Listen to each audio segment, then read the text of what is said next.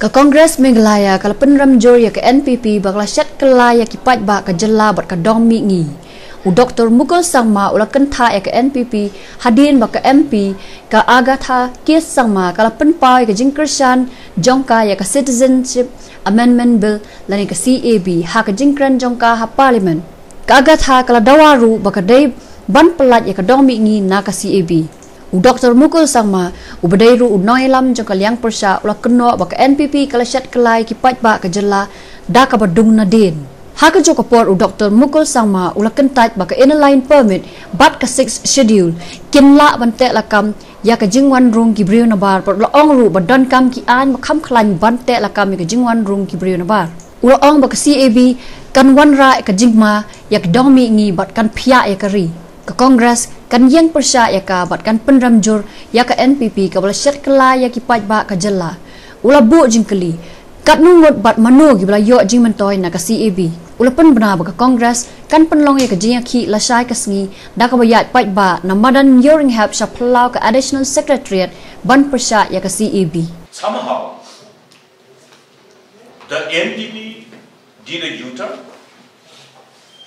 I could further see the statement of the Chief Minister today, carried by the media, and trying to tell us that there is a justification to agree to the proposed bill to be passed and supported by NPP. But they didn't say that when we decided to unanimously adopt the resolution opposing CAB. So it was a betrayal. It's a politics of backstabbing, and we condemn it. They have taken the political parties and the civil society organizations and the people as a whole for a ride. With a complete disregard to the sentiments and views of the masses. And these sentiments and views of the masses which are based on ground realities and justified beyond any doubt. Now, they try to justify saying that, look, this CAB is now in a new avatar, that it has got certain provisions to protect the interests of the people of the Northeast. What are those provisions? They say that, okay, scheduled areas, 6 scheduled areas, and then ILP. ILP was there from before. ILP is operational, has been operational in respect of Nagaland, in respect of Arunachal Pradesh, and even Mizoram. What is the demography? Post-implementation of ILP for decades now, we have shared those figures in course of our discussion number of times in the preceding years, where the whole data is available before us. The fact is that even when ILP is operational, the actual proportion of the population of the indigenous community and non-indigenous have shown increase in favor of non-tribal, non-indigenous. We have all the figures in respect of Nagaland and Arunachal Pradesh. We have shared it before media and before all the civil society organizations. Therefore, we wanted a stronger law, much more comprehensive and effective law to address the concern of illegal immigration and influx. That is how we ultimately, collectively, unanimously decided upon a new legislation, that Meghalaya Residence Safety and Security Act. It was a culmination of a collective and unanimous decision of all the political parties and the civil society organizations, and to really address the concern with a comprehensive mechanism. There cannot be any bigger betrayal than this. Every political parties need to ultimately ensure that they keep their promises.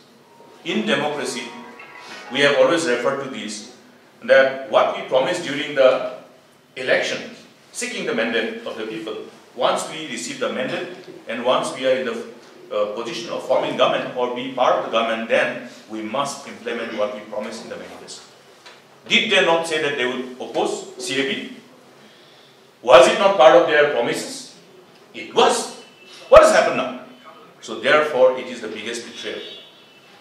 It is complete defiance to the spirit of democracy as well. We know BJP had this in their manifesto. That's why they are trying to put those. But it is our responsibility to oppose it because we know why we are opposing. Now, how can provision of the sixth schedule prevent citizens of the country? Are we going to have two categories of citizens with the mandate of this Citizenship Amendment Bill once it is operational after enactment? Will we be able to differentiate between the people who will become citizen, who will become eligible to become citizen and ultimately become citizen in the long run, after 10 years, 20 years, 30 years, 40 years, 50 years? And what is the provision of ILP? ILP is only a provision which provides for restricted entry and movement. Nothing else, friends. That's why today, even sixth schedule or ILP, even if we implement both, it will still not be enough to protect the interests of our people. Today we will need many more laws, many more legislative exercise which is much more comprehensive and stringent to really protect the interests of our indigenous communities. And they are referring to this cutoff year of 2014. I am saying, after having consulted all my colleagues and friends across the region and the country, that this is going to create, the mandate of this CAB will create an dangerous precedence. A dangerous precedence for the nation as a whole. You know what is that dangerous precedence? Because everywhere the dynamics of your socio-political issues will have their own ramification in respective countries. We see it in the Middle East. We see it all over the world. We have seen it in our region post-partition. And the mandate of this CAB will create that kind of enabling environment for vested interest in those neighboring countries of Bangladesh, Pakistan and Afghanistan. Even if we have the provision of sixth schedule, it is not enough to really protect and defend the interests of our people. Even if we implement the provision of ILP also, it will not be enough. We will have to go beyond the provision that is available within the mandate of the sixth schedule and the provision that regulates movement of the people through ILP. We'll have to go beyond it, and party will work out the modalities. There will be two approaches. One is that we continue to oppose and ask for repealing of this proposed act if it is passed. Another one is to work out modalities which will be comprehensive enough to protect us and defend us, or rather protect and defend the interests of the whole indigenous ethnic communities of not just the people of Meghalaya, but the whole region, because we are together, and if something happens in Assam, if something happens in neighboring other sister states, we know how the perception, how we are painted with the same brush when we talk about Northeast. I have seen it. When people refer to Northeast, they say, oh, Northeast is a disturbed, oh, Northeast is a conflict zone. That is how we have always been painted with the same brush. Therefore, we need to remind the government of the day, both the union government and state governments, included. This includes all the state governments in the Northeast, whether it is state government of Assam, Manipur or whatever, that the Northeast will suffer together if this particular infamous anti-people, anti-national legislative exercise is completed and operationalized. The register's strongest protests will continue. Tomorrow we have program all across the state, including Shillong, with the Mahila Congress and other frontal wings. And we have started demonstrating our strong protest by wearing black badges and requesting people to wear black badges. And that will continue. And from what we see is that it is calling us for a long drawn battle. Thank you. Agatha, the MP from Tura, is the lone member of parliament representing NPP. And that is exactly how she identified while making her submission in the Lok Sabha, extending the support of the party. That means extending the support of NPP.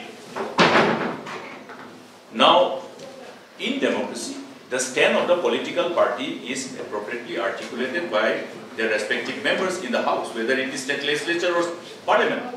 Therefore, as an MP, she has only conveyed the stand of NPP, which was decided upon by the national party, national president of NPP, Mr. Conrad Sangma. So, people were asking question, why are they burning the effigy of the MP rather than burning the effigy of the national president of NPP? I think they have a right question.